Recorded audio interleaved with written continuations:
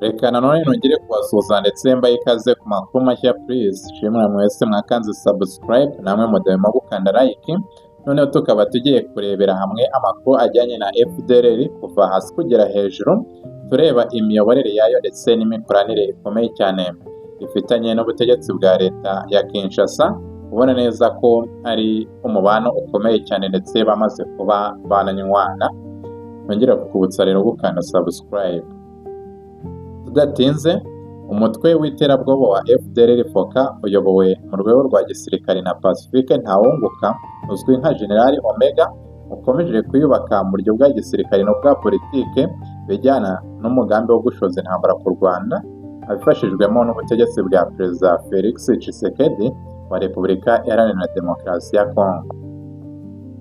Amakuru y'iperereza yemezaga ko kugeza muri Kamena 2025 FDLR yari igizwe n'abarwanyi bari hagati y'ibihumbi 7,000 n'ibihumbi 10.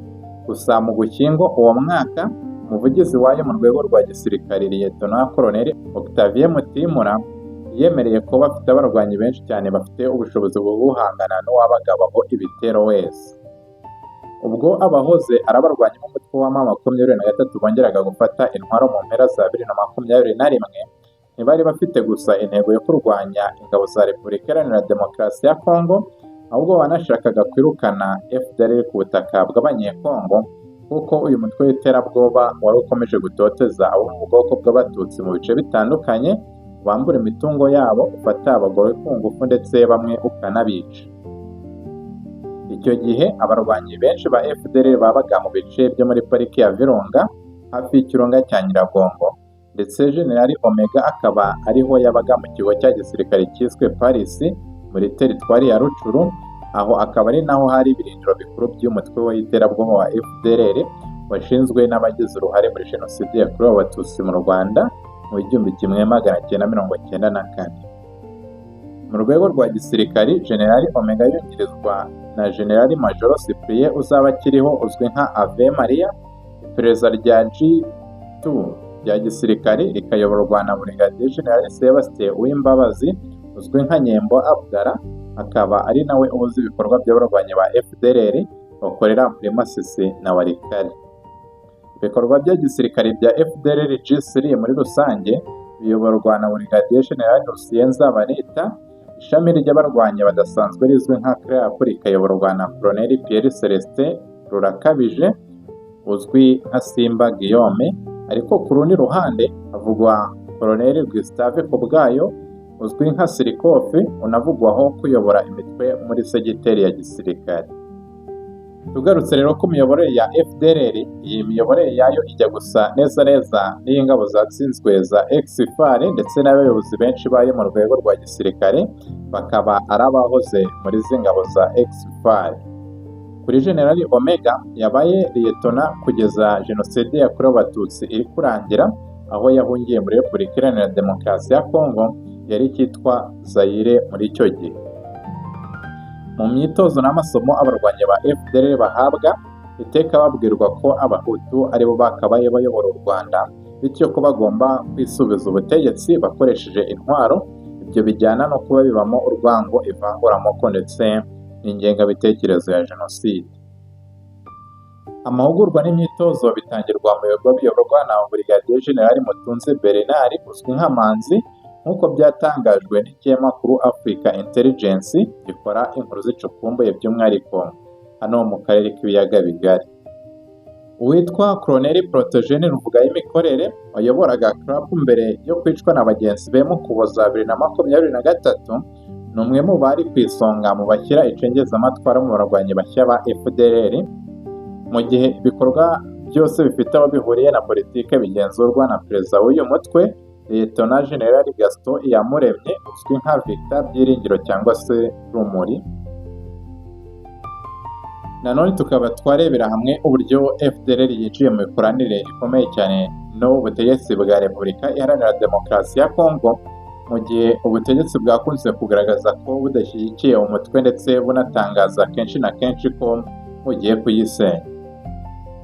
Amakuru arasobanura neza ko ubwo M23 yoburaga imirwano, FDLR yari yaratakaje abayobozi benshi mu rwego rwa gisirikare nka General Sylvestre Mudacumura ndetse n'urwa politike nka Ignace Murwanashyaka.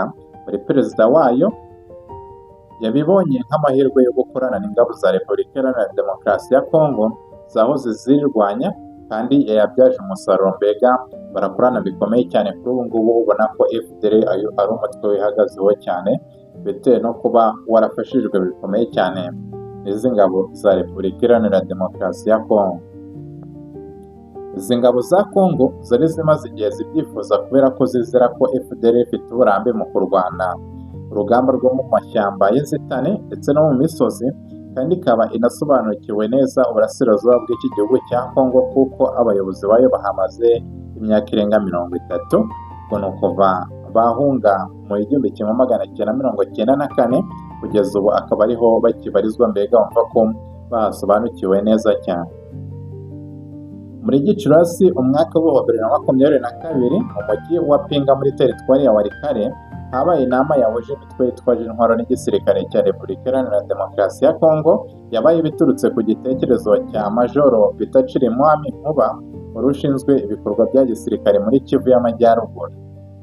Iyo nama yitabiriwe n'abahagarariye FDLR, niyo yafatiwemo umwanzuro wo gukorana byeruye, kuko iyi mitwe yose yasobanuriwe ko ihuje umwanzi umwe ari we M23, ndetse ingabo za Repubulika Iharanira Demokarasi ya Kongo zasezeranyije abayobozi b'iyi mitwe ko bazajya bahabwa umushahara ndetse n'ibikoresho bya gisirikare. Mu byaranze ubufatanye bw'ingabo za Repubulika Iharanira Demokarasi ya Kongo na FDLR harimo igitero cyagabwe ku mudugudu wa Nturo muri teritwari ya Masisi mu Kwakira mu mwaka wa 2023. Harimo abasirikare badasanzwe ba leta bazwi nka Hibu bari bayobowe na Major Peter Kabwe, ndetse n'aba-CRAF bari bayobowe na Lieutenant Noheli Nyiringabo uzwi nka Seigneur Doguerre, ndetse n'abo mu mitwe y'Abanyekongo yahawe izina rya Wazalendo.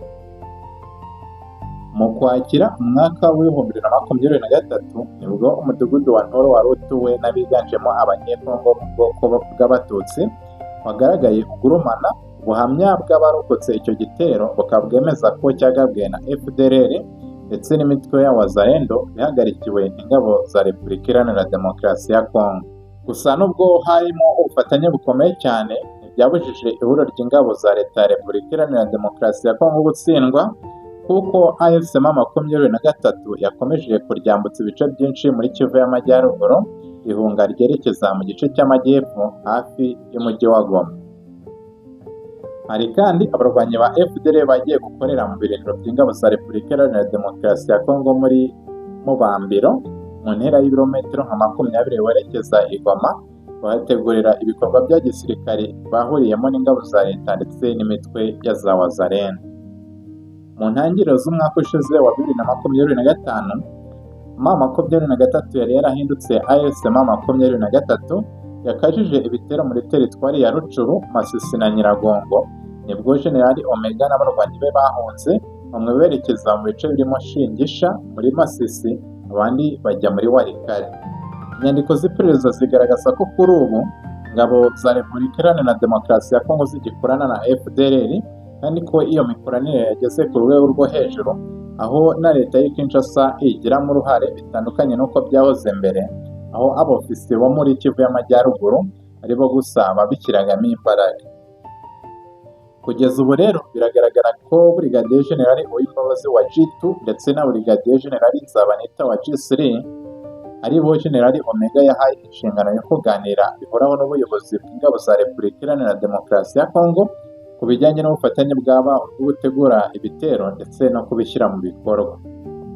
Muri Werurwe umwaka wa 2026, uyu mwaka turimo, umugaba mukuru wungirije w'ingabo za Repubulika Iharanira Demokarasi ya Kongo ushinzwe ibikorwa n'iperereza, General Major Jacques Ndorucarigonza, yageze mu mujyi wa Kisangani mu ntara ya Chopo, avuga ko icyamuvanye i Kinshasa ari ugutangiza ibikorwa byo gusenya FDLR. Hari rero amakuru avuga ko icyo gihe Major General Charigonza yahuye na General Omega.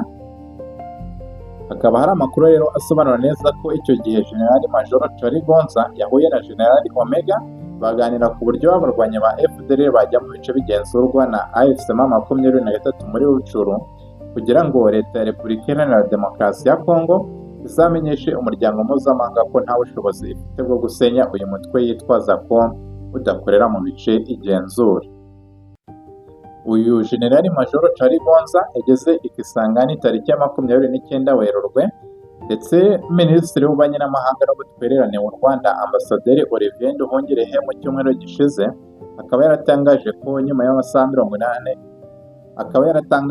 y'amasaha 48 gusa FDLR yahise ihabwa intwaro zigera kuri 700, mbega amasaha 48 uyu Charles Gonza akigera hariya i Kisangani bakimara no kuganira ku kuba izi ndwanyi za FDLR zahita zijya mu bice AFC-M23 igenzura. Uyu Minisita Olivier Nduhungirehe yagize ati ntihashize amasaha 48 itariki ya 31 wohereje indege za Warikare zijya gutanga imbunda hafi 700 ku barwanyi ba FDLR na Morotsiye, amafaranga, amasasu babiha FDLR, kandi bari bamaze gutangariza amahanga ko noneho babirahiriye bagiye kurandura burundu uyu mutwe wa FDLR. Mu gihe umubano w'u Rwanda na Repubulika Iharanira Demokarasi ya Kongo wazambye, uyu Perezida Tshisekedi wa Kongo yagiye yakira i Kinshasa abanyarwanda bafite umugambi wo guhirika ubutegetsi barimo umuhungu wa Juvenal Habyarimana witwa Jean-Luc Habyarimana, ndetse n'abahoze muri leta y'u Rwanda barimo ubuhungiro. Dusoza amakuru aravuga ko Tshisekedi yanahuye vuba aha ngaha n'abahoze mu buyobozi bwa FDLR barimo Faustin Murego wabaye umujyanama wa Murwanashyaka mu gihe yari perezida w'uyu mutwe, ndetse na Tade Kwitonda ukurikiranywe n'ubutabera bw'Ububiligi kubera akekwaho uruhare rukomeye cyane muri Jenoside yakorewe Abatutsi mu Rwanda mu 1994.